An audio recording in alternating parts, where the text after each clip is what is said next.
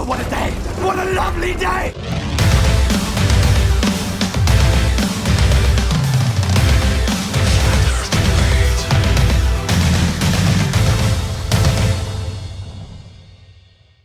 Welcome to Flat Earth Debate, Uncut and After Show. I'm your host, Nathan Oakley, and if you are new to this channel, or you've not done so already, be sure to subscribe and hit the bell notification icon to keep up to date with the Flat Earth Debate. If you'd like to keep up to date with the community Flat Earth Debate, then go to nathanoakley.com and join the Flat Earth Debate forum.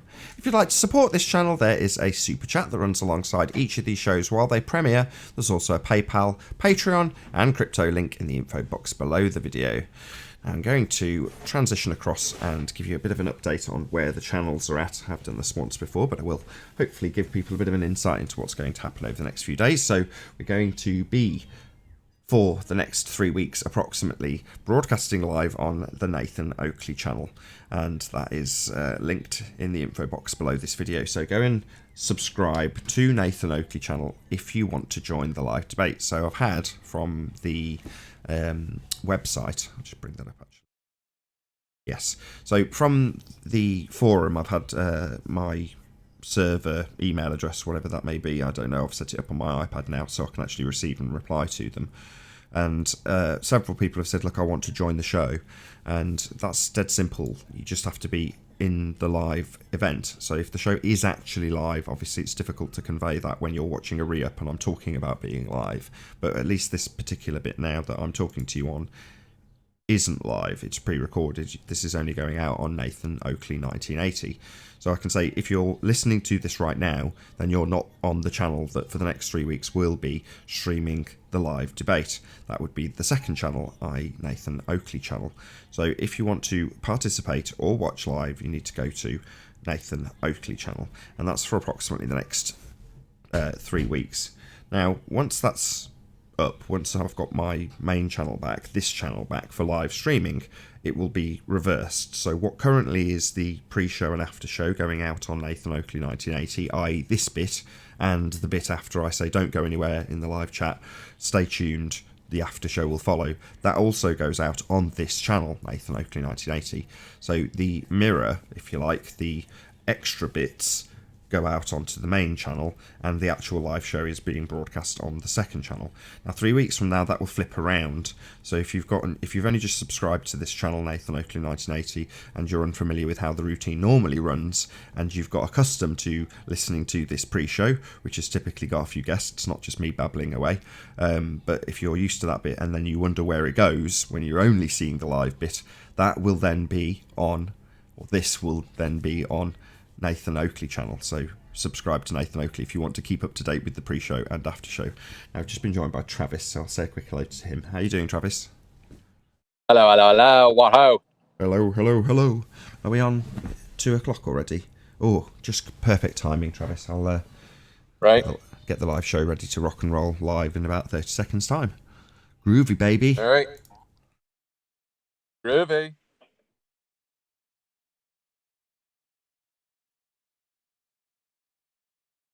Oh, what a day! What a lovely day!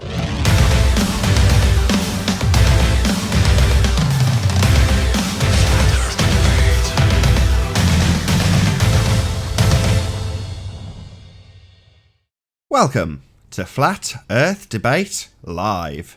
I'm your host, Nathan Oakley, and if you are new to this channel, or you've not done so already, be sure to subscribe and hit the bell notification icon to keep up to date with the Flat Earth Debate. If you'd like to keep up to date with the community Flat Earth Debate, then visit nathanoakley.com and join the Flat Earth Debate community forum. If you'd like to support this channel, there is a super chat that runs alongside each of these shows while they're live. There's also a PayPal, Patreon and crypto link in the info box below this video. Most importantly though, if you would like to join the discussion, then simply mute the page you are currently watching, then click the link in the info box below this video to join the panel and express your views on the shape of the Earth. If you do join, please don't swear. If you do, you'll be ejected, and if you are, please don't try to rejoin the stream using sock accounts. You'll be warmly welcome back on the next stream. Please also share the show on social media. Sharing the show obviously increases the live audience, but this in turn increases the chances of a more diverse panel. So please share the show on Facebook and Twitter. And one last time, if you're new to the channel or you've not done so already, be sure to subscribe and hit the bell notification icon to keep up to date with the Flat Earth debate. Now, we are currently joined by The Plain Truth, Ranty Flat Earth, Paul and Chocolate Sane. Good to have you all. Hello. Hello, hello. What ho? Good morning. Any signs of curvature? Nope. Signs of axial rotation of the Earth-based variety, as Ranty's on the panel. We normally get a sexist remark at that stage. Nope. No. Any evidence that you can have gas pressure without a container? No. Nope. Any scientific evidence for gravity? Scientific evidence of what? Gravity? What's that? Very good question. No. What about any evidence of the distance to the sun?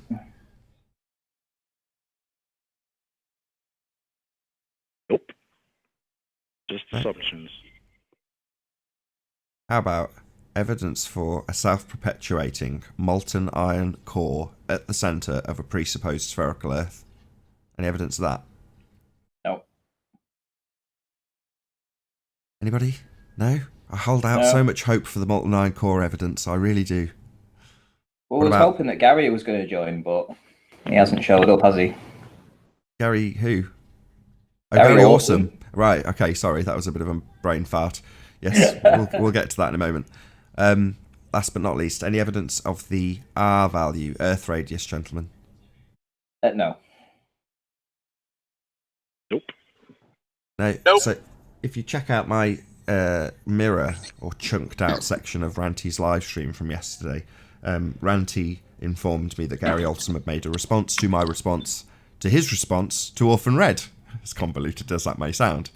And I hadn't watched it, I had a busy day yesterday, but nevertheless Ranty invited me to join him on his show and discuss it and react to it live, i.e. play it for the first time and gauge my reactions there and then, which we did, and it was fairly boring for the first, 10 minutes that we watched the video. It was kind of, well, that is a logical fallacy, and yeah, you have got a point there, it is a statement of fact, but it's still a logical fallacy. Kind of not so intriguing, until he got to the bit in the video where he uses a picture from a heliocentric priest of a second law of thermodynamics violation, at which point I just lose my shit, because obviously I'm so used to the people who come onto the panel being acutely aware that that's a dangerous path, a very, very thin tightrope to walk if you're coming on this show.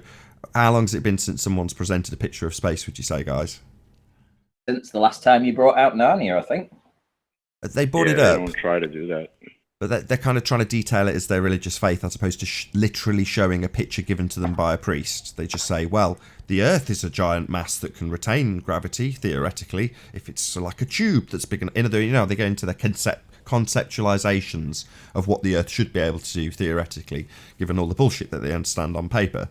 But very rarely, I can't remember the last time someone actually came on. I think the last time someone did it was actually Brenda, probably about 9 months ago, where they actually showed a picture from a heliocentric priest and said, there you go, what's your problem?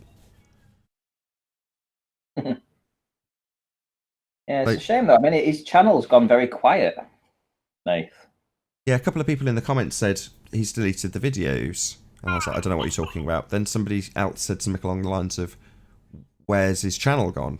I was like, I don't know, I haven't got time to look. Then someone made it really blunt and were like, the video he made about you has been removed. I was like, oh, well, that's easy enough to check. So I just went and clicked on the link, because I linked that video in the video response and said, subscribe to Gary here or whatever. But it just said, this video's no longer here, or words to that effect. I was like, oh, that's interesting. And then Ranty contacted me and was like, his whole channel, every video he's got has been taken down or put on private or whatever you have to do to get it to be in that state. I was like, oh, probably just a coincidence. Maybe we've force-fed him the red pill. I don't know, but, we can only speculate, right? Yeah, I mean, that rant might This have woken happened. up. I'm sorry, Ranty.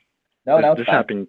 This happened yesterday after the response. Is that when this happened with this guy's channel? Yeah, within the past 12 hours. Interesting. Yeah, you forced him to, like Colin Turner says, you force-fed him the red pill as a suppository. Did you want to display something, Paul?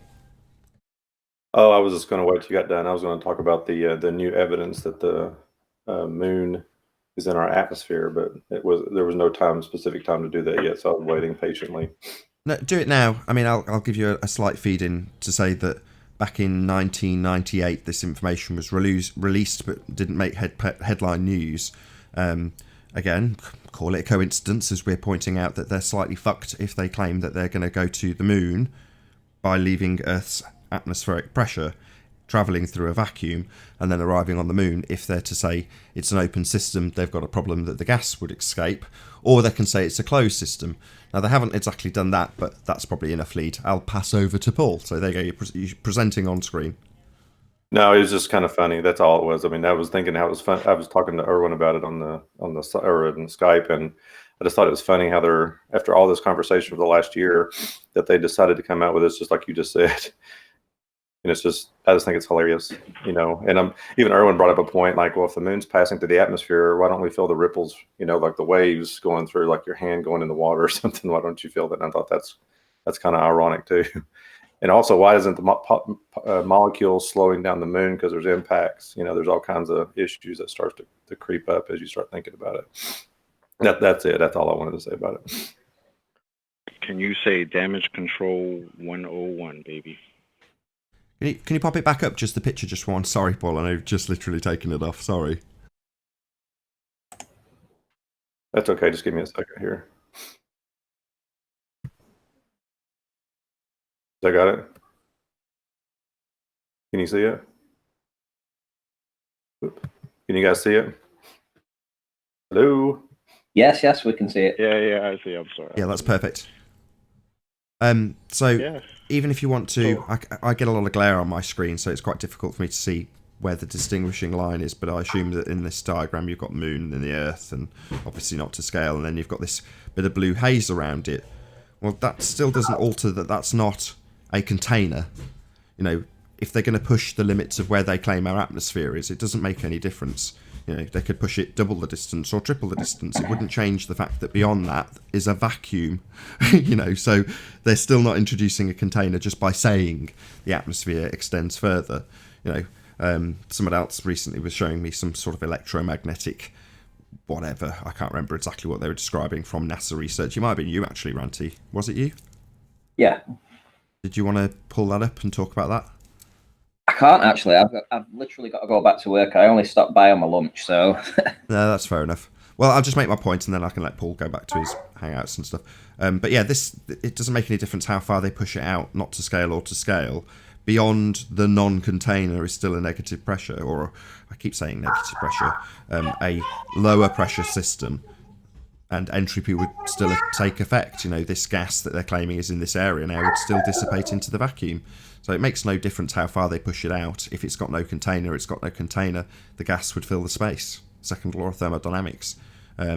Maybe they'll come up with some bullshit net that they'll put around all of it, including the moon, and say, oh, actually, we can't go to Mars. But, you know, satellites and all the bullshit they claim to be putting into that second law of thermodynamics violation won't alter just because they've extended how far they say the atmosphere is travelling to. There's still, you know, an infinite vacuum. You know, if you zoom out far enough, all you've got is black around a little dot, even if you include the moon in that little dot. Anyway, thanks, Paul. Oh, actually, I got a couple more comments. Just I've not really took sit there and analyze this picture, but if you think about it, what is the SOHO orbiting for one around that ellipse? It looks like there's nothing there that is orbiting. Also, is if the way this is depicted, and I think even Red Pill mentioned this, and I started thinking about it. You know, if you look at the way the atmosphere is trailing away, which means some of the atmosphere is being left behind, or whatever you want to call it. I mean, it gets back to the second law of thermodynamics issues. There should be no atmosphere. just from this illustration. Or maybe it's just sitting like that in the middle of space, you know, because that doesn't violate anything. It's just cool. Well, and none of this is to scale either. So it's like they did this little. I mean, if they were to show it to scale, what would it really look like? You know. So now what do you think that means now for these Van Allen radiation belts? Like, how are they going to explain that now? Like, is it still in the middle of us and the moon, or does that extend further out? Like, this is so ridiculous, guys. It's unbelievable. My face hurts from laughing at this. Something I thought that Red Pill brought up, because when I saw this, I was like, wait a minute, if they're saying that the moon is in our atmosphere now, doesn't that kind of back up what even the biblical model is saying, that the sun and moon are in the firmament? You know, so they're saying that the sun and moon are in our atmosphere. Just another way of saying that it's, well, the moon at least is in our atmosphere, in the enclosed system. They're at least admitting that to a small degree. I don't know, just interesting. Yeah, they're literally changing the whole fairy tale.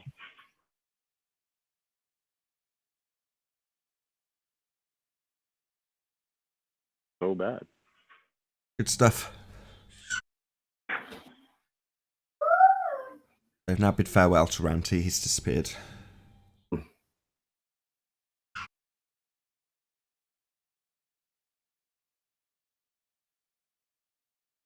I did listen to some of your rebuttal last night. It was kind of funny. Hey, Flat and Earth, how you doing? Hello.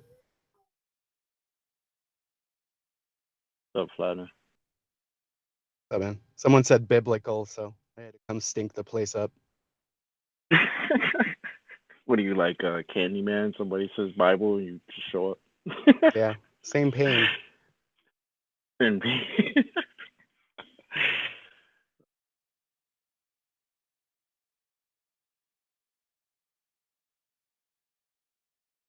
Hoping you guys can fill a little bit, because I've got a screaming kid to deal with just for a few moments. Hopefully you can fill the gap. So if I'd have said, let's see, Hindi or Nordic or Aztec, you wouldn't have jumped in. But as soon as I said Bible, you jump in. Is that kind of what it is? Actually, it's mostly just when you start talking, I already hear creator at the end of the sentence, so I just want to come in anyway. I got you.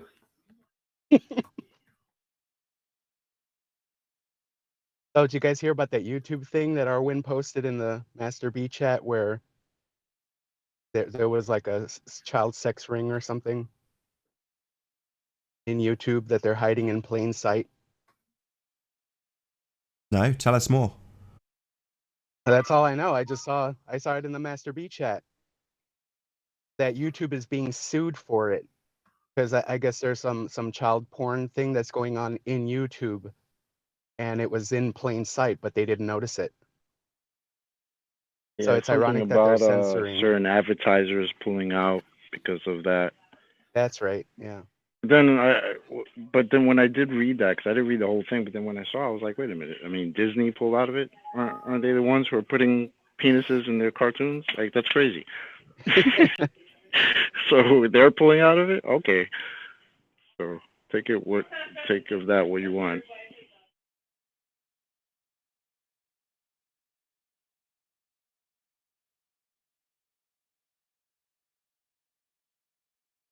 Hello, guys. Hi. Hello, Nathan. I had to step away for a second. What's up, Eric? Hey. So you guys are already talking about that new discovery about the atmosphere. The new 2019 edition atmosphere. Yeah, apparently from 20-year-old data that they just found with the rest of the telemetry data, probably. Yeah, they found it. Yeah. Somebody had it in the back of a closet somewhere. They say, "Oh wow, look at this." Maybe maybe it was in Broward County. Maybe, I don't know. They can find the data, but they can't find the moon lander telemetry. They can find this random data from some unknown source or some random source. Also, there's I think that black and white photo from that same article that was apparently taken from the 1972 Apollo mission, Apollo 16. I'm trying to find the source of that. It's from that ESA website, but it's taken apparently by Apollo. I can't find the origination of that photo. It's like that. So I don't even know how recent that photo is. They might have just made that photo pretty recently, you know? Can I say hello to our new guest, Rebel Smirnoff? Hey guys, nice to be here. Hello. What's up, Rebel? Hey, hey Nathan, hey everybody else. Hello, sir.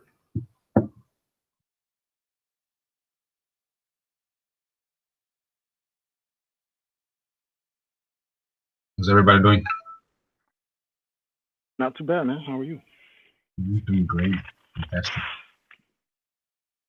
Where exactly on the fence do you sit, my friend? It's flat.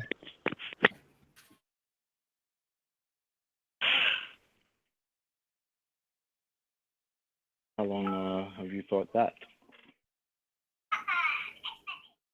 About 2 years or more. Oh, okay. Very nice.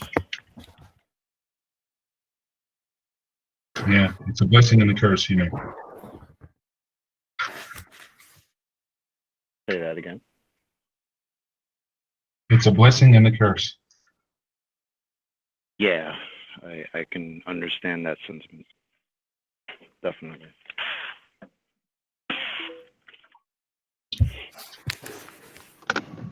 So where you been hiding, or do you just go into other forums? Say that again? So where you been hiding, do you go into other forums, or did you just come out about it, or? I'm not hiding. I'm just actively sort of pursuing and just following the conversation Nathan has with others. I've been participating, but under a different account. Using this account for now. Cool.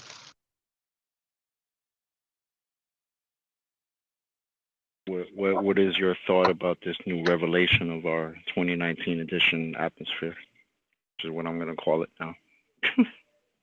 Is that in regards to atmosphere extending to the moon?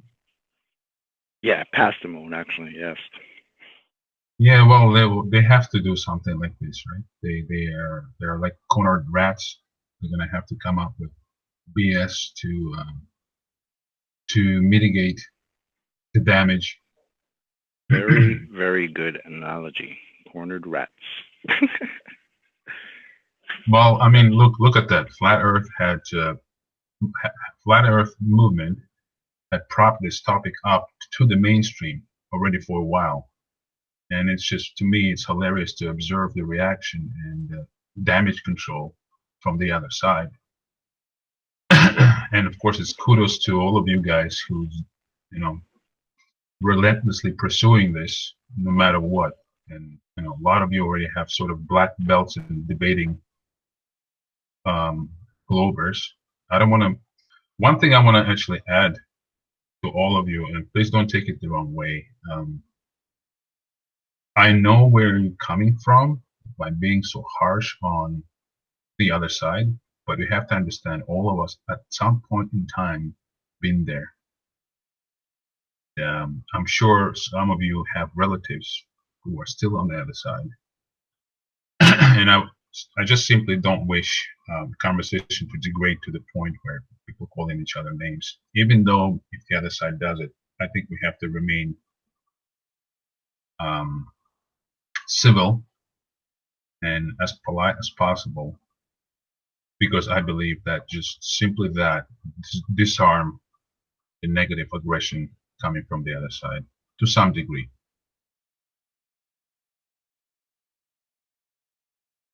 Yeah, I'll agree with I that. actually used to be polite. I used to be polite, but I'm just not anymore. Now I just don't care what people think. In the beginning, they said that I was an idiot, and now I just treat them like they're idiots. I think know for the exactly most what you're part, saying. I know I think exactly for what the you're most saying. part, on YouTube, people are kind of okay. This flat Earth debate is just kind of the medium where they get squashed, and I think that's fun.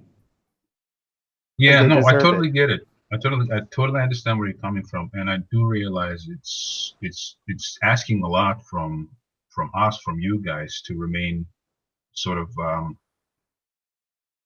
civil and, you know, not calling names. But once we start doing that, I think we're just losing credibilities to some respect. And I know some of you may not care. When looking into this subject, most will turn off just simply by listening to the rhetoric that just degrades to the point of ad hominems at all times. And if we are staying clean in terms of language, I think that will help newcomers to look at the matter calmly, rationally, without emotions being involved. I know it's asking too much. I know, you know, we all lost patience at some point in time. Totally understandable. And it's hard to argue with somebody who pretends to give scientific arguments and pretends to be knowledgeable in the subject. And with Nathan probing into it in the first few minutes, letting them know that they are completely full of it, you know, that's on them. That should not be on us. Totally on them. And I think we're just doing ourselves a disservice when we losing control, so to speak. I'm not saying that we all do. I'm not saying that we're doing it all the time. I'm just saying that I think we need to. My wish, let's put it that way. My wish is for us to up our game, and no matter how hard it can be, to try and keep that in mind.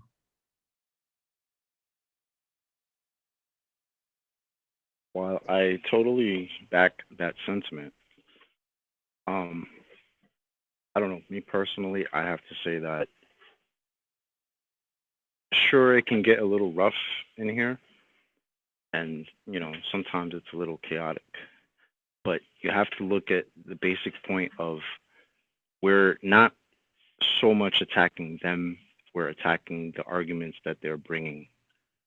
And if they come in here with no arguments or no proof to provide to us for these things that they are asserting are facts, that's a problem.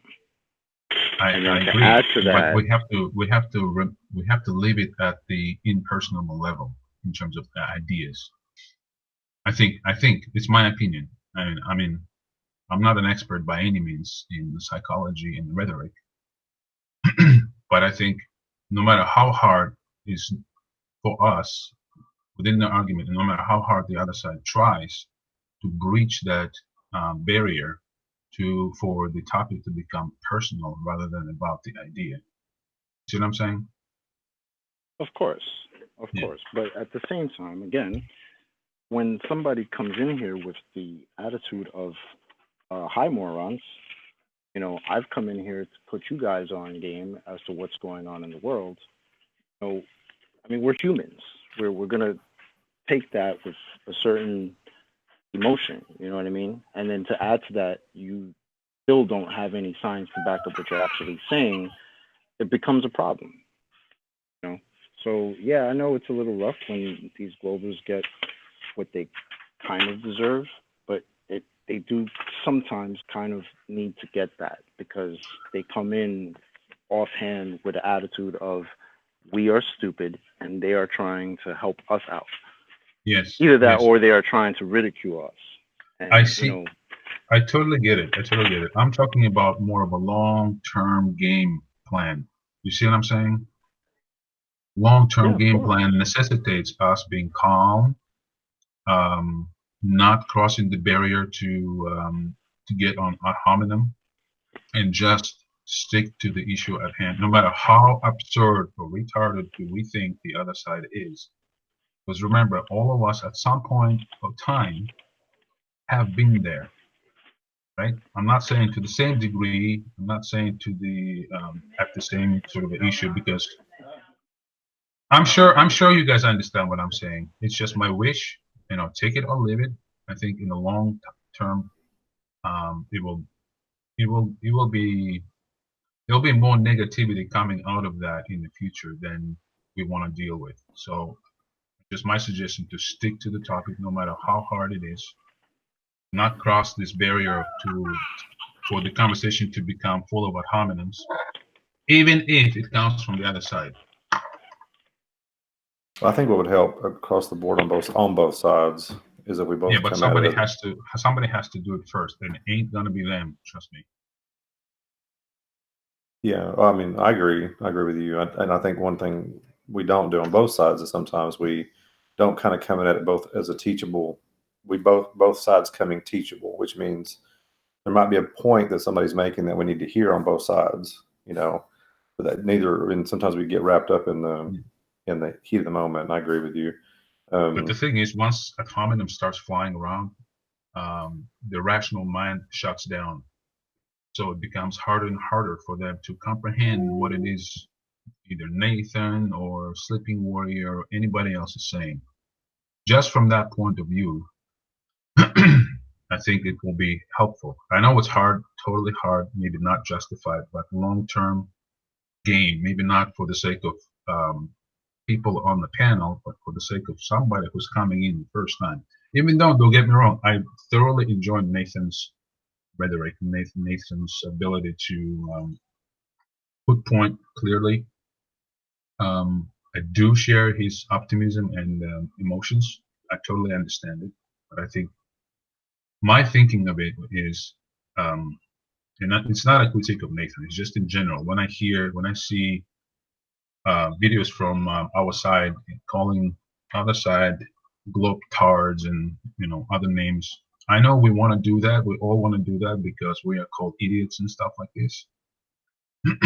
But at the same token, if we are looking and we'll analyze a long-term plan, long-term game, because it is a long-term game. This war is not going to be won anytime soon. Trust me, guys, and I'm sure you realize that.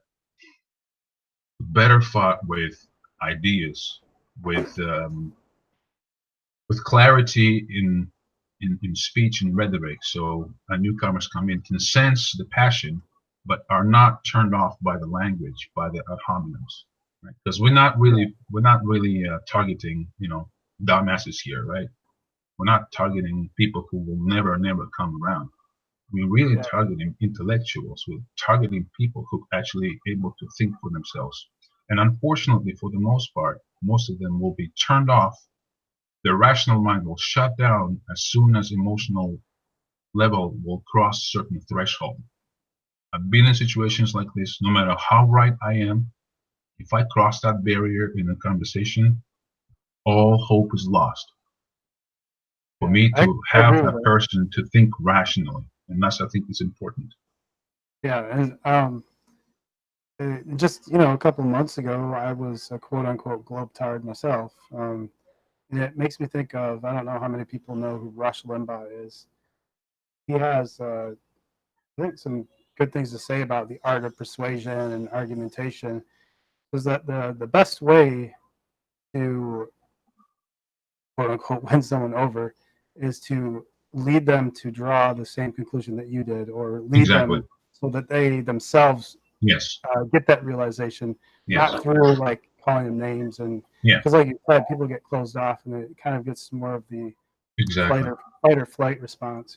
Yeah, it's a dialectic method, right? It's a question and answer, and you basically lead person into the same conclusion as you are, just like you point out. If you read Plato and Socrates and stuff, it's very pleasant read, because he guides you along with this dialectic, right? And you feel like you are discovering these new ideas at the same time as he does, even though of course he's a long time there. He's bringing you along in a very interactive kind of manner. Question and answer, question and answer, question and answer, and I think that's one of the best ways to put ideas forward and come to a certain conclusion. And it feels like both of you are after the truth rather than after dogma, right? Because in the question and answer, at each point and stage of the dialogue, you have to agree before you move forward, right?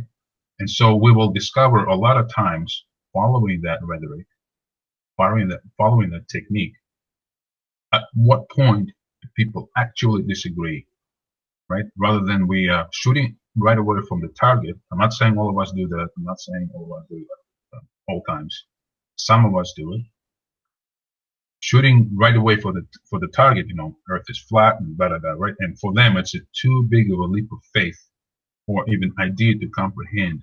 And I'm talking about newcomers. I'm not talking about veterans from Globe side. Hello, Sleeping Warrior. Anyway. Hey, Nathan. Oh, Sleeping Warrior. No sound.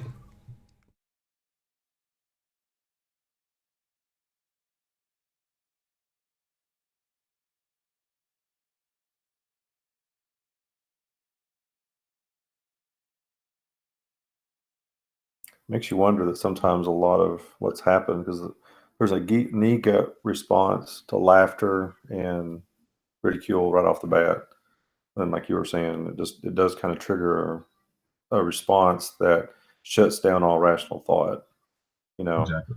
on both sides, you know, and because even the person laughing at us won't listen to what we're having to say, even though what we might be saying is rational. But them ridiculing us triggers us into this fight position. You know, yeah, there's a kind of almost a feedback loop that occurs. And you're right. I think removing some of the emotional component would be critical. Yeah, I think so. I don't know how many of you have seen Murphy 25, allegedly Dave, doing the debate with a scientist, basically a kid who claims to work, or he actually probably works on CERN or somehow involved in CERN. And so the idea is in his mind, I don't know if you've seen it or not, I would assume some of you did. Probably like a month ago, maybe less than a month ago. You're talking about the physicist that he had a debate with? Yeah. Sorry to interrupt. Shout out to Colin Turner for the super chat. Really appreciate your support. Thank you very much indeed. What's up, Ryder? Can you hear me? Yeah, we hear you. Hey, Anthony. Hey, What's up, man? I was listening to what you were saying a minute ago about trying to keep you cool. I agree. You're doing a great job, by the way, Anthony. You're doing a really good job at that.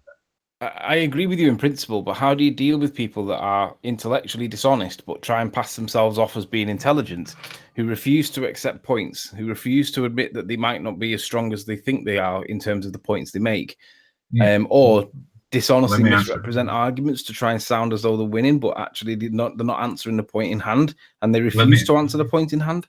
Yeah, let me answer that.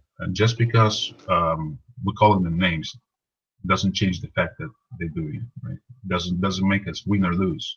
It just moves the conversation to a completely different plane. In my opinion, that's my opinion. Be it as it may. Well, when you've got somebody like, for example, conspiracy cats that we've been asking over and over and over again, he comes in and has a really affable conversation, a couple of cheeky smiles and a couple of like half compliments, but still won't answer the question. There comes a point where you lose your patience with them and you start to get aggressive because they're refusing to answer the question, but trying to present themselves as credible and answering the question when really they're obfuscating the point completely. They won't accept that they're obfuscating, and it gets on people's nerves. How can you not lose your temper with somebody over time? No, losing temper is one thing. And again, I'm not critiquing what you guys doing at all. No, I know. Don't get it the wrong way. Losing the temper is actually, I think it's normal. I totally agree with you. But crossing the threshold of the conversation into ad hominems is where I think we should try our very best and draw the line. I mean, emotional discussions, I enjoy very much. I hate monotonal, sort of regurgitating of facts. There has to be emotion involved, and you guys are doing a pretty good job at that. I agree in essence with everything you've said. I don't disagree with you. Right. I just think it's a little bit too idealist, and it assumes that your opponent is intellectually honest. And in my experience of these yahoos, honest to God, they deserve the ad hominems when they start presenting nonsense arguments without evidence to support the position, or passing evidence off as addressing the point when it's not, or just obfuscating points with word salad that sounds credible. And like for example, like Rumpus can talk for 25 minutes about refraction and not answer the question. It's really difficult to have a back and forth with someone like Rumpus, and in the end, it's like you have to just kick him. And although he can whinge about it in chat, the simple answer is it was a yes/no question. And why have you given us like a continuous monologue for 6, 7, 8 minutes, where you won't allow anybody to interrupt you when you're talking rubbish. Because if you interrupt them in the first 10 seconds and stop them before it goes on, then you can address the point in hand. But if you have to let them speak on because he continues over and over and over again, you can't have a conversation like that. There is no back and forth. It's literally Rumpus is demanding that we accept his dogmatic approach, and no one wins. I understand. And the fact is, how long are we supposed to accept demands like that from people like is it worth having conversations? It's because of people like Rumpus is the way he's part of the reason why this show is the way it is right now. Yeah. Because again, how long are we going to accept just being battered and thrown, nonsense at, and we're supposed to just accept it? That doesn't happen here, and this is why people are upset about it. Now, I get it. It's emotional. This is an emotional topic because we've all grown up in a world that, we're taught our paradigm when we're kids. You understand? So, hey, Mark, there are going to be people, just because we're having this very conversation, are going to hate us. You understand? And some of these guys, when they come into this show, they already come in with that vitriol. They already come in thinking they're better than somebody else. Hold on 1 second, guys. We've got GP and Mark. Hey, Mark. And also, hey, GP, can you hear us? Yes, hi, how are you? Germany here. Jeremy? No, Germany. Oh, from Germany. Deutschland. Good to have you. Yeah, Deutschland, ganz genau, exactly. Good to have you both. Welcome. Just so that just maybe gets round out. To, maybe it won't with the new guests. We'll see. But just I've forgotten your name already. The guy with the Braveheart avatar, Rebel. Anthony typically echoes your sentiments 100% on an almost daily basis with me after each and every show, saying pretty much exactly what you say. So it's really... This is not directed at you guys, really. It's just for all of the globe, flat Earth community, just in general. This is not directed at you or anyone specific. Just going to say, shout out to Joe for the super chat. I'm so happy to be sharing our atmosphere with the moon now. This is beyond comical. How can people look at this and not be outraged? Yeah, I agree completely. It is a complete and total outrage. So yeah, totally agree. But just to round that out. So Anthony was essentially playing devil's advocate and putting all of my arguments across. Which was extremely refreshing, as I say, because typically he's fighting your corner. So to hear him play devil's advocate, and although he did say over and over again, I completely agree with you, which I know damn well he does. So yeah, nice conversation, excellent, and the chat agreed with pretty much everything you said, my friend. Are you talking to me? Absolutely, yes. Sorry.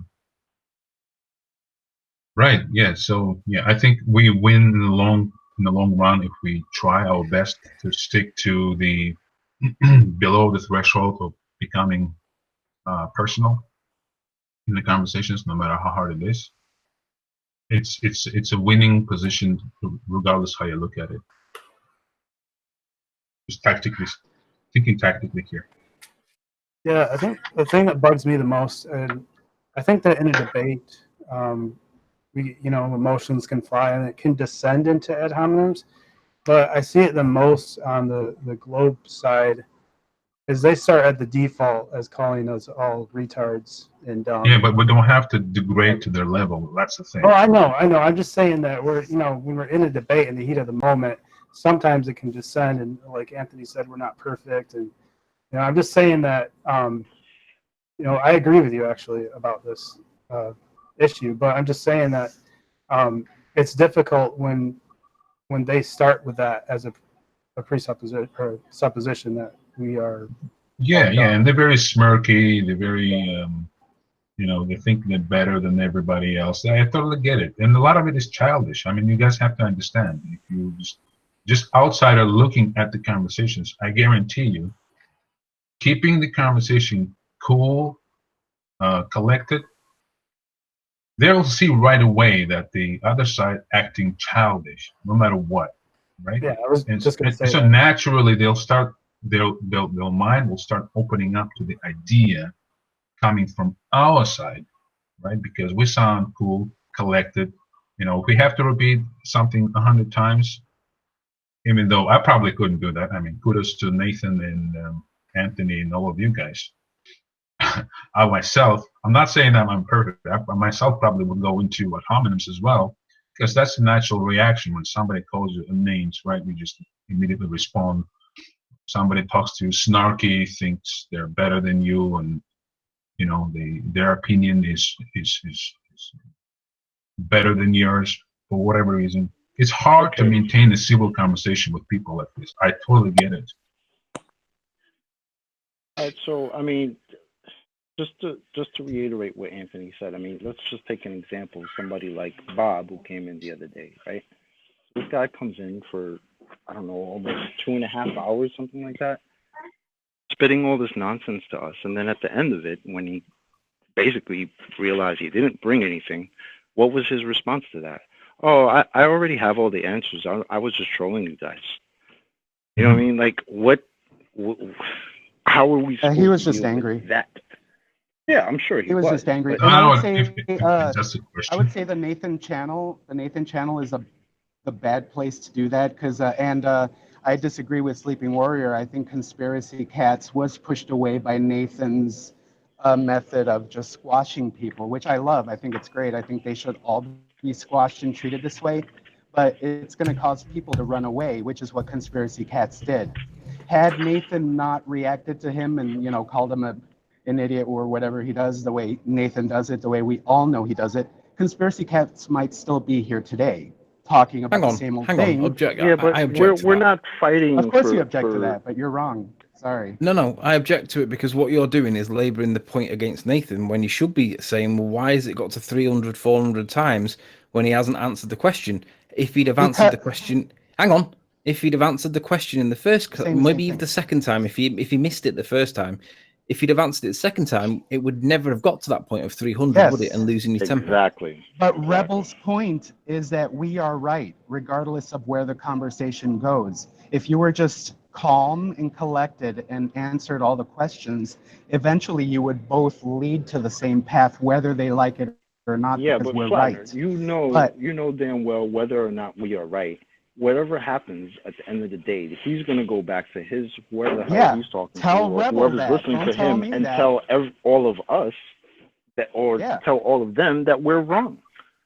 Well, I think so what? That doesn't make us wrong, guys. Hang on, I know that. Gents, hang on. Earth Flattener, I think you've missed the response. I got Rebel's point. My response back was, what do you do when somebody continuously obfuscates the point? So I'll ask you the same question. No. If that question is posed to me, Anthony, I'll answer it to you. No, it's not. It's aimed at Earth Flattener, who said that Rebel's point was this, and I understand Rebel's point. My question back is, how far do we have to go before we say that enough's enough? No, what I was saying was that Conspiracy Cats is a bad example. He actually proves Rebel's point of how we should not be.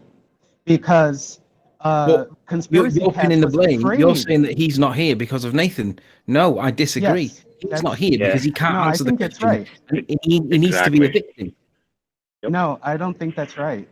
Well, Because I do think that's right. Okay, so when Conspiracy Cats, when you first brought him in and you basically made him famous, right? He was afraid to go into the Flat Earth debate because he knew this is what was going to happen. And he's a so-called teacher or whatever, so he thinks of himself as some kind of superior teacher, right? So when he came in here and he got squashed by Nathan because Nathan fucking kicks ass, he just dropped off. And it was clear that he was never going to come back. It was clear that he became the enemy, and he started his energy to post videos, got strong at that point, and now he's been at the polar opposite end.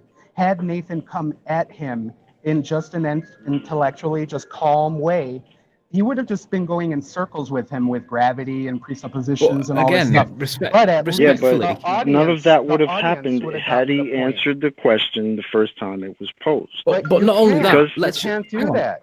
Hang on, stop. If you you fail are in to a realize that paradigm, Earth Flattener, listen. He's stuck You're there. failing to realize, you're failing to appreciate that I had the previous hangout with him where I gave him pre-disclosure of the 5 questions that I was going to ask him for the evidence to support the physics evidence to support his position. He had the questions, and when he came in, he just went blah, blah, blah, blah, blah, blah, like every baller. Now I was dead polite. I was dead polite to him, and there's no reason why he should go and now become a victim just because you think Nathan was a bit too hard after the 300th time. I don't agree. But that's what happened. Agree. I'm not saying that he should or shouldn't, but that is what happened. You had that show with if he, him, right? honestly, Flatner, if he couldn't take it, he should have stepped out of the arena. He got I agree, destroyed but by they don't Nathan. do He that. should have went and go. He He went to go. It was amazing, and it's what Yeah, should happen. and he to should have all of went to them. go play golf somewhere or something if Yeah. he couldn't deal with the topic at hand. Sorry. Yeah. I don't feel sorry for this guy. I'm sorry. I don't. I don't feel sorry for him either. Yeah, I disagree with Rebel. I think they should all be squashed. And I think, initially they were ridiculing us for the flat Earth. Now they're getting pissed off to the point where YouTube wants to censor flat Earth. So clearly it is working, and eventually they are going to come to that acceptance of it. They're not. So I don't think we should change anything. I don't think that's. Hold on, now I'm really That's confused. Hold on, guys. conspiracy I'm really theory. confused now, Earth Flattener. So are you saying you do or you don't feel sorry for Conspiracy Cats in his current predicament? No, I don't feel sorry for him. No, I think he's an idiot. I don't care. I think he should be squashed. I think they should all be squashed. I'm just saying he's a bad example to prove this point. He's proving Rob's point of how we should not be. Because had you, Nathan, been calm with Conspiracy Cats, I think he would have probably still been a baller because he doesn't want to lose his job. But it would have been a conversation that could have kept on going, and it would have educated at least the audience on how ballers are. Yeah, But but you, the other side of Nathan, that, are Earth Flattener, completely intolerant to the ballers' idea of Earth what Flattener, Earth is, which is great. The other side to that is by labouring the point the way we did, every channel on the Flat Earth circuit is talking about this point because everybody realises that these guys can't answer it. And Conspiracy Cats is the fall guy in the same way that Paul Voigt was the fall guy for Earth, molten iron core, and Rumpus was the fall guy for curvature over distance because you can't see your own ass in a telescope. But these things get stuck and pinned on people on purpose, and that's why they don't come back in. Rumpus is bolshy enough to come back in, but Paul Voigt will never come back in because he knows he can't prove what the Earth's core's made of. Conspiracy Cats can't come back in. So on the one hand, you can argue, yeah, Nathan should have been a bit nicer with him. But on the other hand, if he was the way he was, and we now benefit from the ability to pin these guys up against the cross with a crucifixion on the point that they've come in for, I'd rather have the second one, to be honest. I love it. But you're still wrong. Yeah, I don't know why it became about Nathan. Really, that's what it is. Guys, you made my point. No, I don't think it's about Nathan and Conspiracy Cats. Let's not make it about specific case. Just moving forward. We totally understand where everybody is. Nathan and Anthony. I totally agree with Nathan, and a lot of times totally agree with Anthony. It's just my wish that entire community would realize that keeping conversations civil, no matter how the other side reacts, is best for us in the long term. And especially if we realize, taking into consideration the context of this Dave Murphy interview I was talking about, just to realize a lot of them coming from the other side, so naive. I bet a lot of you came to Flat Earth probably with many other conspiracies behind your back, so to speak. For me, it was a very long journey of realization, right? And so for a lot of people that coming in the first time, they're like newbies. Well, everybody here probably are veterans in uncovering different aspects of life and history that I would probably not be able to talk about with you comfortably, right? And even though I know you're veterans and understanding that the reality we are presented with is not what actually is. And the people who are coming in with conversation about these subjects, completely green, they are not battered by the battle, not in terms of rhetoric, but in terms of starting to realize the schism of the reality, right? They're just not there. So for the most part, we're talking like to our kids in a sense. And, I don't know about you, but I have kids. Yelling never helps. It shuts down. ad hominems never helps. It shuts them down, right? It's just, I would just treat them from that perspective. You know, I'm not saying you should treat them like that. It's just my sort of observation of it as a bystander. That's all. And I know it's hard. It's really hard to do that. Out of interest, I know you wanted to take it away from Conspiracy Cats and myself, but did anybody on the panel happen to catch Conspiracy Cat's interview with Haunted House? I had to turn it off. I started listening to what Jonathan started talking about, and I was like, what the hell's going on here? Sounded like they were wanking each other off. Okay. That's fine. Well, okay, the bit that I picked up on was specifically the fact that Katz was detailing how he's become what I would describe as anxious, or is suffering anxiety as a consequence of this gas pressure issue. And he was saying, you know, he was kind of explaining it away like I shouldn't be losing sleep over this, but his language was very telling enough for me to know that he's lost sleep over it. And I'll be honest, at that point I did feel guilty and sorry for him. But then you remembered how he says things like, without the balloon, there is no pressure, and then totally redeems himself from the guilt that you did then feel. And the little pussycat on the shelf behind him that represents Nathan. Yeah, which has had a speech bubble on a thumbnail that comes top if you search gas pressure without a container, with his face, and that cat that represents me saying, "Oi, how do you have gas pressure without a container?" So he's got me over his shoulder every time he looks at that cat. He'll have that question coming out of that mouth. Yeah, my guilt hasn't lasted long, has it?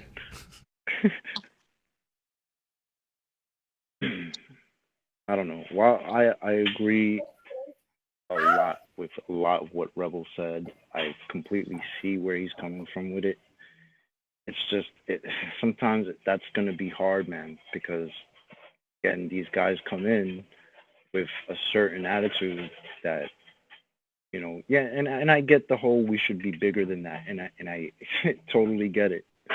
But I'm sorry, where I'm from, like, we don't come at people twisted like that and then expect them to understand your view. You understand? Because these guys come in here with the view of, I know what's going on, and I'm here to help you guys out. I'm here to tell you guys because I'm going to show you guys where you're wrong. And that's not the case, because they don't have anything to present to back that up. So then after that, it just descends into, well, you guys are just stupid and you don't understand anything. Well, I mean, how long am I supposed to sit there and take that? Or not just me, but anybody. Like, how long are we supposed to take this nonsense from these guys who have nothing to back them up? You know? Like, I'm sorry. I was not built that way. You know what I mean? Yeah, I guess the question we have to ask ourselves, not have to, but probably would help. What's the point of all this? Is it to win the argument or to is it balls? Point across? No, yeah, it's the not flat giving earth the debate. argument. Flat earth debate. I don't think this is a channel to start losing or having compassion with people. It is a debate channel, but to be honest, I'm using the debate channel so I can try and find out whether the Earth is curved or not, and it doesn't appear to be curved. I don't necessarily think it is flat. It might be a bigger ball, but my point is that I'm using the debate to see how strong their arguments are, and then realizing that actually they can't prove gravity, they can't prove rotation, they can't prove curve, they can't prove gas pressure in a vacuum. The housekeeping points, they don't seem to be able to do it, but the whole body of science supports them in their belief. But when you push the point, there doesn't seem to exist. Now, you've got newbies that are coming on the scene now, like Craig McNeil, Fight the Flat Earth.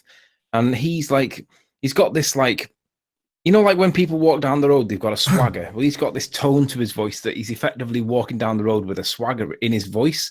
But the problem is he keeps telling people lies. He keeps saying things like gravity is a demonstrable fact. It's been repeated thousands of times. Well, why is he not in here showing us all how stupid we are?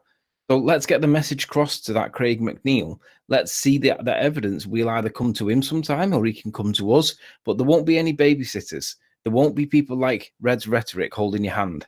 Because when you get crucified, it's going to be all by yourself because you're the only one that's bandying these phrases around. So Craig McNeil will come in for you, which is waiting for the moment to find you. So why don't you join? Let's have a conversation. Like now, you're probably lurking in chat. So I'm going to do a few quick announcements. One is to say that there's actually a housekeeping style Facebook page that's been set up. So I've actually been going through quite a number of emails that I haven't responded to on account of the fact of lack of time, but now I'm getting a bit more time, I can actually respond. So if I haven't responded to your contribution to me on Patreon, I'm really sorry. It's slipped through the net, so hopefully with time I will get in touch with everybody who has contributed on Patreon. If you did want to contribute to me on Patreon, there's a link in the info box below the video. But in doing so, some of the emails, as I say, one being from a chap who had explained that he'd set up a Facebook account, and he was like, I'll even hand it over to you, it's all about housekeeping. I'm like, no. You know, great that you've done a load of good work. Thank you very much indeed. Keep up the good work. But I give him a shout out. The site, I hope I got the name right, it's called Globe Skeptic Group on Facebook. I'm not a big Facebook user, so that's as much information as I can hopefully give you, but hopefully that's a good enough shout out for that particular group.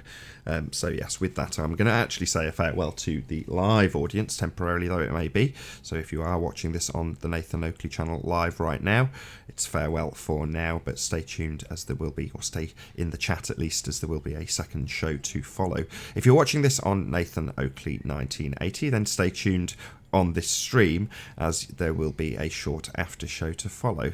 Once again, a massive, huge, enormous thank you to all of the live audience for tuning in and hopefully sharing this debate, and of course a massive thank you to all of the debating panel for making this debate possible. If you need something to do and you're currently in the live audience, then go to nathanoakley.com and join the forum to keep up to date with the community flat earth debate. I've been Nathan Oakley, and I will see you all in the next video.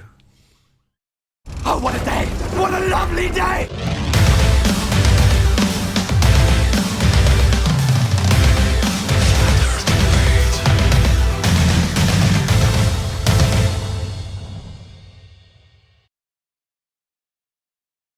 So, remaining calm, I always gain within the debate, because even if the person I'm debating leaves the conversation completely unchanged, the seed of inception is seated permanently, because the conversation was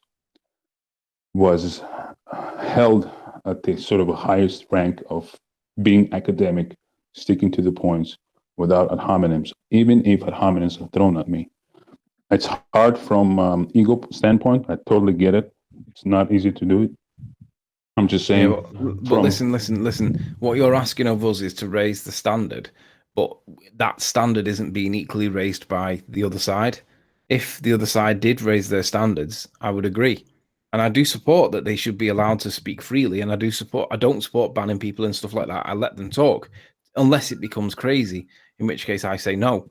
But my point is that I agree.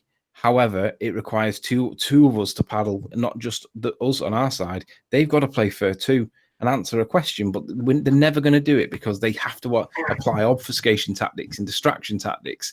And that's why we can't really accommodate that point, that although it's a valid point, we're playing with people that are fundamentally dishonest. We're not playing with people that are the average Joe that honestly believe in the ball. Slice of Arcane, fundamentally dishonest. Rumpus, fundamentally dishonest.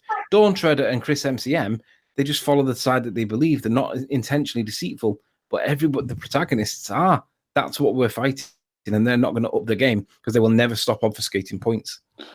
Yeah, but look at what it comes down to. If we getting into ad hominems, nobody wins at the end of the day. It all goes to shit from that point. Listen, we've done 500 shows, 600 shows, and we still get. Thing, though, right? Like, we don't start with the ad hominems. You obviously have seen the format of the show. You know, these guys come in here with a certain agenda or whatever you want to call it, and sometimes, how do you deal with that? You know what I mean? We come in just asking for whatever they're going to provide, and they attempt it, but when they realize it's not working in their favor, that's when things start to go bad. Now, what are we supposed to do? Don't get me wrong, guys. Okay, thanks, guys. I'm not telling you how to run the show by no, any I know. means. I don't think anyone's taking it as though you are. Okay, I'm not okay. taking Just it want to like make that. sure that I don't I'm come not. I'm across not like that. fighting back against your point. I'm just trying to help you understand like why certain things that happen in this I show totally get it, You know what I man. mean? And I'm in All right. your positions on a daily basis. I totally get it. It's just from, and I know you guys are veterans more so than I am. Trust me when I'm saying that. I think I know enjoy what your you're trying shows. to say. I'm sorry. Hey, Zinder. Yeah. I think I know what you're trying to say. It might help out. There's a way to, even when the argument gets heated, that if you maintain your composure, you can actually, I call it like verbal jujitsu. You can actually take some of that energy and even what they're saying and flip it back on Exactly. them. And I think I think I know what you're saying. I mean, I know what you're saying. I've done that a lot, and actually, that sometimes actually pisses them off more because I don't even get riled up, but I use their own words against them, and I think I understand what you're saying. So That's my experience. Yes, that's all I'm trying to say. In my experience, I find myself making bigger differences in the minds of people I'm debating with if I stay composed, cold-hearted, sticking to the facts, and not letting them to shift me off balance by throwing on homonyms, because that's exactly their tactics, right? I mean, if you ask yourself why they're doing that, well, they're just trying to win the game by portraying us, our side, as dumb, right? And that's by no means which is fine for them to do, right? But Right. here's the thing: you can't portray somebody as dumb after they've destroyed your argument. Now, sure, you might have lemmings and trolls following you that like, yeah, flat earthers are dumb, but the people that I think we're aiming this to, are the people the newer people who don't really know a lot of the points right. of these And that's arguments. my point, exactly. And that's my point. And so I don't want to see a lot of new people coming in being turned off by sometimes. I totally agree with that. And Nathan is well aware of that as well. Right. And while I do agree with that too, there is a faction of people who come in exactly for that. Let's not lie to ourselves. There are people who are subscribed to Nathan right now because they like the way him and all the rest of us destroy these arguments that the ball was bringing. No, I think the point he's making is that newbies that come in fresh from the field that we're not familiar with, we shouldn't attack them the way we attack people like Anthony, can you reset your? You just have to do this periodically, but your desk has gone all garbled again. You just need to restart audio engine. Do you know how to do it? Yeah. I think it isn't productive to pull newbies into an argument that is kind of forced, but I kind of observe a lot of times. You know, you ask a question, then you pull those people into an argument. They get involved that they can't answer a question. But then I totally agree. But the thing is, most people then they realize they can't answer the question. So they say like, yeah, it doesn't matter, or they try to go around the point, and then it starts to get heated a lot of times. But obviously, I think that's what the audience wants to see. The audience wants to see a person who isn't prepared for an argument getting destroyed. That's a reality. Or they want to see evidence provided for the claims that we're told are true. It works both ways. Half the audience will be looking for a fight, and the other half will be looking for the answers. Yeah, I agree, because that's the reason I found these flat earth debates, because after I had already been into flat earth for a while, I watched, all the videos and did all that. Then I said, okay, I want to hear real people, not scientists, not Neil deGrasse, idiot, none of these people. I want to hear like real people, like just regular people like me. I want to see what they can bring to this argument. If there's something that I'm missing that maybe somebody out there can bring to this table that maybe will convince me otherwise. And I haven't found that yet. Can I share something with Nathan? Nathan, are you there? Yeah. A lot of times when I'm listening to you, I totally get where you're coming from why are you doing what it is you're doing? A lot of times I find myself not following a debate because what happens is somebody makes an argument or in the middle of argument that I'm not familiar or I misheard or person hadn't had a chance to finish, but you've done it so many times, you know exactly where they're going with this. And you going on offensive. The problem is with my perception is I don't even know what happened when you start on an offensive because we hadn't had a chance to hear the other side completely formulating their point. Patience, my friend. You have to learn these things. We've all had a journey, right? You don't pick up on the points really quick. It takes time. That's not what he's criticizing, Anthony. That's not what he's saying. What he's saying is the same as Adam said yesterday. So what Adam said was, let them get to the end of the point, even though you know where they're going, and you can pounce on them at the point they make the mistake, or use the word hemisphere. So the guy says something along the lines of, if we're in the northern hemisphere, and I go, hemisphere, you begging the question bastard, and the person who's listening to that doesn't understand that just the word hemisphere is enough for me to take that argument apart. They actually need to hear the full formulated logical fallacy from the person who's putting it forward, from beginning to end, and then have me say, right, in your statement, if we travel from the northern hemisphere to the southern hemisphere, we will observe insert bullshit here. We observed insert bullshit here, therefore the Earth is a sphere.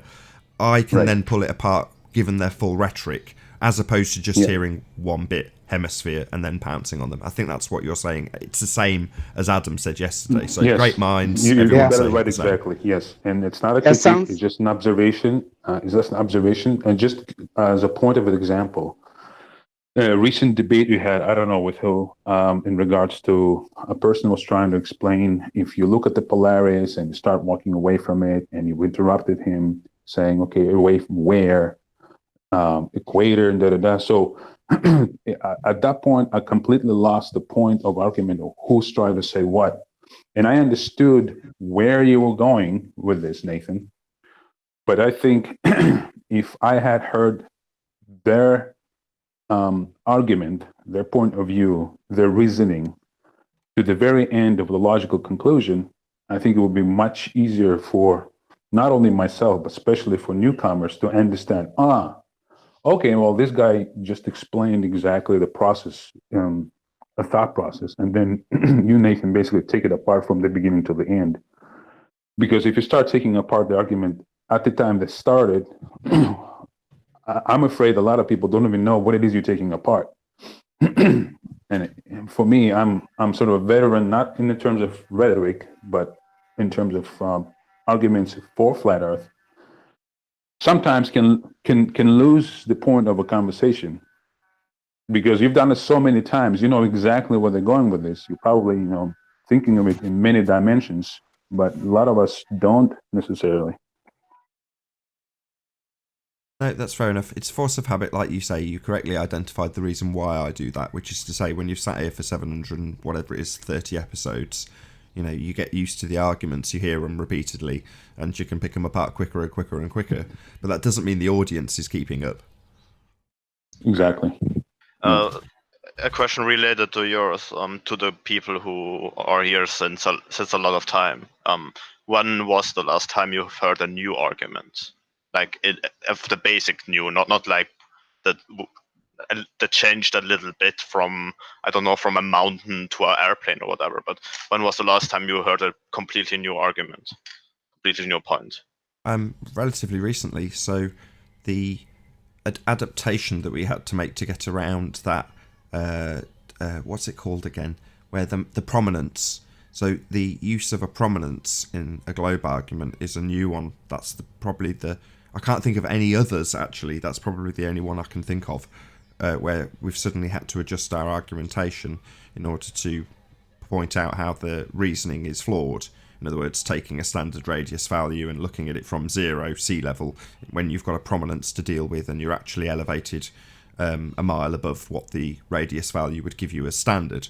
Well, that required some thought, I'll not lie. Wouldn't you agree, Anthony? Yeah, the prominence value point is it is new. I agree, it is a new point. However, for me personally, the best argument that I've come by recently was to do with the gas pressure. And when I saw it visualized, courtesy of Mick West's video, I understood the point better that Conspiracy Cats was making, that it requires the balloon to be in there in the first place to get the gas pressure. However, I realized also that there has to be the pressure in there in the first place to get the pressure. And there isn't any pressure there. It's a very, very, very low pressure, otherwise 10 to the minus 17 torr. But for me, I realized that is the fundamental failure of their point. Even though they could demonstrate it with little dots all being attracted towards this balloon because that's the pressure, there isn't actually pressure there for it to do that. It's a vacuum. It's an absence of pressure. So that point was new for me because I saw it visualized and I got it. But it also it kind of like solidified their arguments against them, because there isn't any pressure there for there to be interactions with the balloon. There's nothing there. It's a vacuum. So that was honestly, my I was wondering why he even made that point. Like, I don't understand how that. Because he's trying to show that he's flipping it the other way. If you put pressure there, it pushes against the balloon and it makes pressure. But it's the absence of pressure that we're trying to explain. There wouldn't be any particles. So he's just that's dishonest. All of the defences to this argument always work out the same way. I've noticed a pattern to them, which is to say, to explain the difference or differential in the first instance, they first have to set up their example in a container. So even though they're going to try and detail something that happens around whatever they're putting in that container, the container is always necessary. And the reason is simple. We declare it every time. The container is the necessary antecedent for gas pressure, so they won't ever come up with an example that doesn't have a container within it. So him saying, well, you've got to have the atmospheric on top of the balloon in order to increase the pressure of the balloon beyond the atmospheric pressure. It's like, right, but that example sits within a container. So, yeah, who gives a shit about the balloon? What about the box you've drawn around the example? That's the container. Yeah. Can I say something in this regard, guys? A Band-Aid for maybe worked on maybe 5 people, because I don't understand how that would even work. Go on, you go ahead, Rebel. What have you got? Yeah, so I've heard a lot of times brought up the argument in regards to container versus no container, and I don't think that's, from my perspective, that's helpful. I think even if you give them the ability to do a mental gymnastics with a given container, the argument still falls apart. So I think there's so many dimensions within this argument. I think the simplest one to pick, I would probably pick the one to say, look, let's pick the container, right? Let's capture Earth atmosphere along with vacuum within the container and observe, right? Which means you capture the atmosphere in the container, then you pump the atmosphere out to some degree and observe what happens, right? Having the container standing upright, what happens at the bottom within the container versus at the top? Will we have torr, a vacuum 10 to the minus 17 torr at the top of a container representing the outer space versus the bottom of the container representing the Earth surface, having the atmospheric pressure? And the answer, of course, logically, without even conducting the experiment, will be no, right? Even if there is a gradient, it would be so minuscule. Even being at the surface of the Earth, where the so-called gravity is strongest, the experiment still falls apart. So there's so many dimensions, and I think keeping it within the container probably will help other people visualize the argument better, rather than claiming that there is no container, it requires a container. I don't think that's helpful from my perspective. Well, that might be true, and I agree your visualization works and your demonstration of how it fails works. However, how are you then going to, if you're a globe head, translate that to a marble in a vacuum with gas pressure on the outside? Because in that, there is no container for you to translate your example to. There just isn't a container. That kind of is the point of the argument. So as much as I appreciate what you're saying, there's no translation. Maybe we're talking about different things here. So it helps. Can I ask you a question? Answer the question. It helps visualizing it because regardless whether there is a container or not, as I said before, it's like a multidimensional problem. If we keep it within container, it helps visualizing it, and the point is still made across.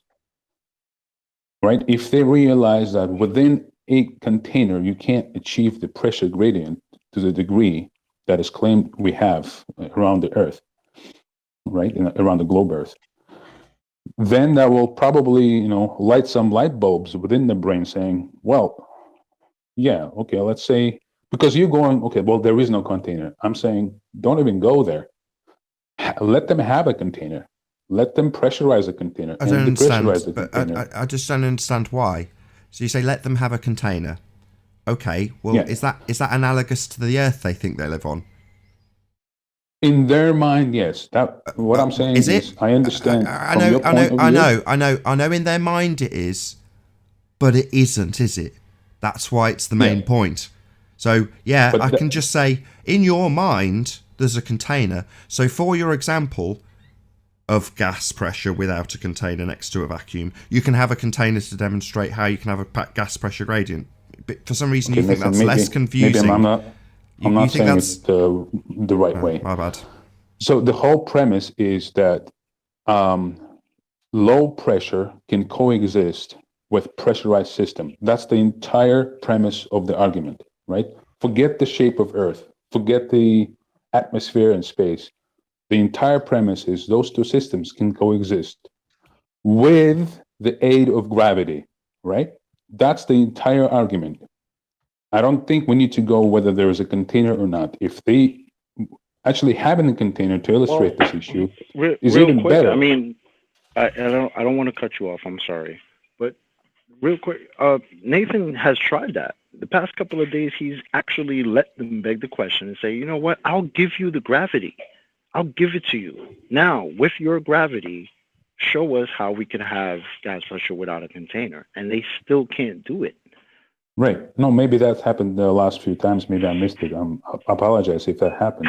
I'm just saying it's a multidimensional issue. There is a container with the pressure differentials, and then there is no container, and then there's still pressure differentials. There's like many different ways to look at it.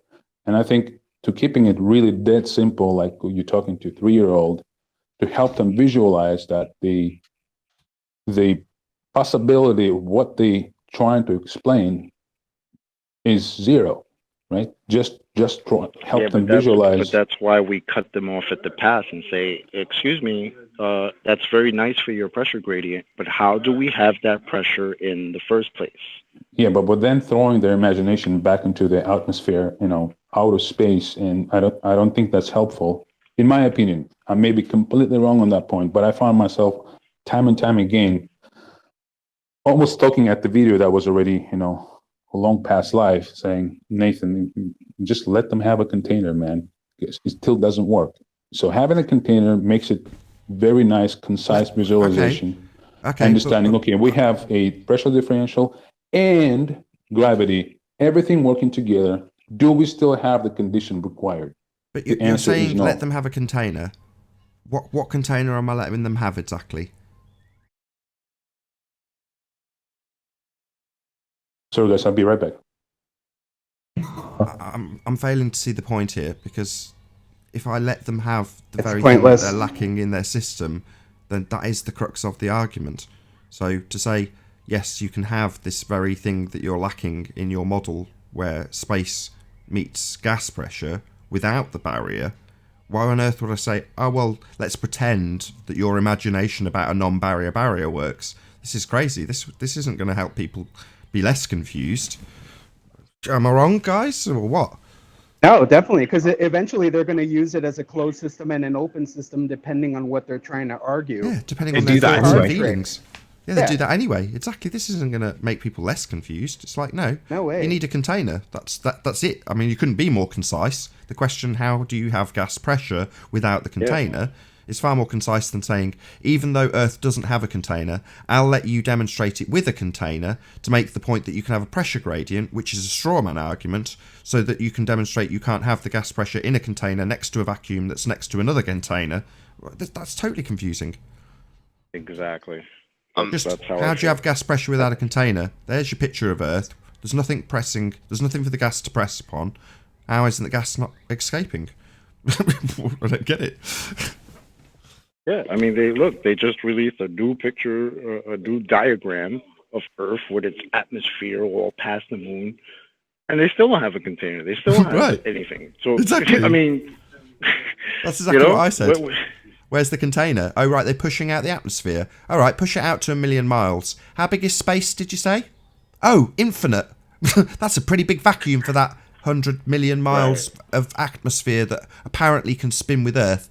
I mean, at this point, this is probably where I'll round out this show and move on to the next. But the current rhetoric of Coriolis is the argument that we have Coriolis, even though the Earth has the atmosphere velcroed in one reference frame. So it's a contradiction in terms, but ultimately speaking, they still will say that they've got the atmosphere turning with the Earth when they try and get around the fact you don't see these changes with the aeroplanes, right? You don't have the Earth turning underneath, even though you should to have Coriolis. Well, when they declare that the atmosphere extends out to the moon, are they saying that all of that is tracking with the Earth?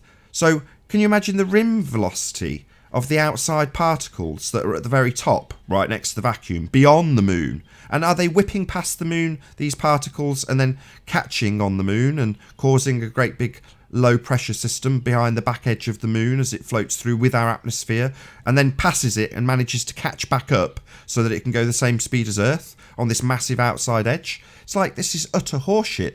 Are you going to actually concede that the Earth doesn't travel with the atmosphere and you do have a Coriolis effect, a claimed Coriolis effect that we never see in the planes because the Earth is travelling with the atmosphere if it was spinning, which it isn't?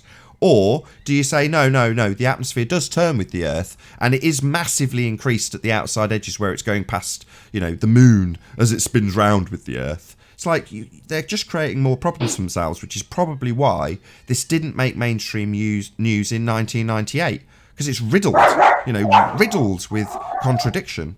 So as far as I'm concerned, the fact that they've extended out the atmosphere to beyond the moon, it's like, what about the infinite vacuum that sits beyond that gas pressure? Why isn't it dispersing into that? Oh, well, actually, we've decided now that the atmosphere extends to the entire solar system. Oh, right. The entire solar system is a tiny little dot in an infinite expanding universe. Why doesn't the gas pressure expand into the vacuum of the universe? And you can go on indefinitely in their rhetoric until they put a cage around us. And, that's it. Until they've got a great big, Spaceball-style circle dome around the planet, they're fucked. They've got either one problem or another. One problem being second law of thermodynamics violation. The gas would fill the space if they lack a container. Or there's a container, in which case they can't travel out to the moon. Even with their extended atmosphere, why did they need the spacesuits? Why did they need all the equipment? All of the rest of the bullshit that goes along with the moon travel isn't solved when they're saying they're going to Mars. You know what I mean? The problems never end because they've got too deep into the bullshit. Right. And if you add a spin, you have to account for angular momentum for all those particles traveling around. And the further they go from the center of the globe, the faster they move. And that energy has to come from somewhere. I mean, you can't explain it at all. Exactly. The rim velocity of the outside edge particles, the ones that, again, coincidentally aren't dispersing into the vacuum and are defying the second law of thermodynamics, but apparently they're being carried along with the Earth, an exponentially increased rim velocity now. You're like, oh, right, that's a cool part of your rhetoric there. I'm sure you've got a great maths formula to explain that one away. Anyway, that will be the opportunity for me to round out this after show. So first and foremost, a huge, massive, enormous thank you to all of the debating panel for making today's after show, pre-show and live debate possible. Also a massive thank you to all of you who have tuned into the Nathan Oakley 1980 premiering stream to hopefully like, share, comment and subscribe. If you'd like to keep yourself occupied after this debate ends, then you can go to nathanoakley.com and join the community forum to keep up to date with the Flat Earth debate there. I've been Nathan Oakley, and I'll see you all in the next video. Oh, what a day! What a lovely day!